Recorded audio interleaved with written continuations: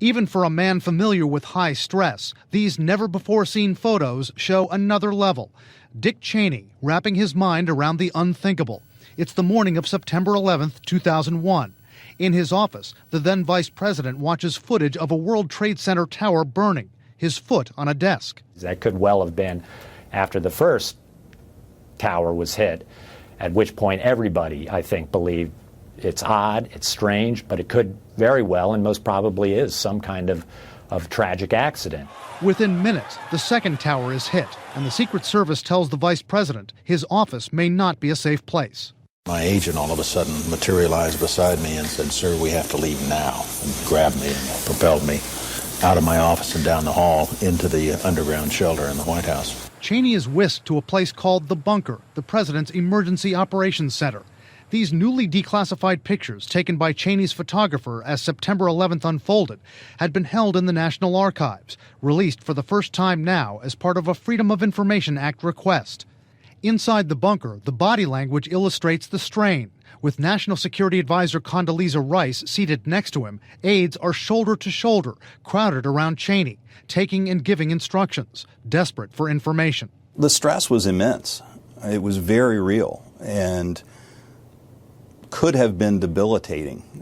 It was so strong, but people really rallied. In those early moments captured in these images, Cheney and his aides are still unsure of where the fourth hijacked plane is. There was a possibility that there could be a decapitation strike. They'd gone after our financial centers, our military centers of power, and now we're coming after the political leadership as well. From inside that bunker, Cheney orders fighter jets to shoot down the fourth passenger plane, an operation that wouldn't be needed.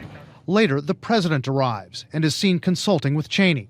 Perhaps even more stunning, for the first time we see Cheney and his wife Lynn boarding their helicopter, Marine 2, on the White House lawn, flown to what for years had been called only an undisclosed location.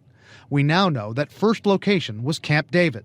The president needed to be in Washington, needed to be available to the public, needed to be at the White House, so the decision was that the vice president was the one who, at least for those first several weeks, was going to be at a remote, secure location.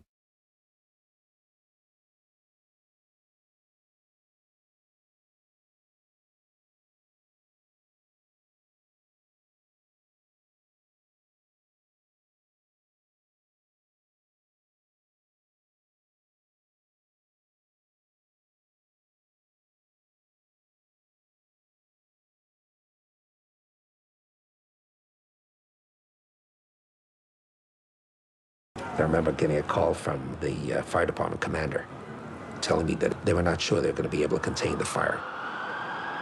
And I said, we've had such terrible loss of life. Maybe the smartest thing to do is pull it. And they made that decision to pull, and then we watched the building collapse.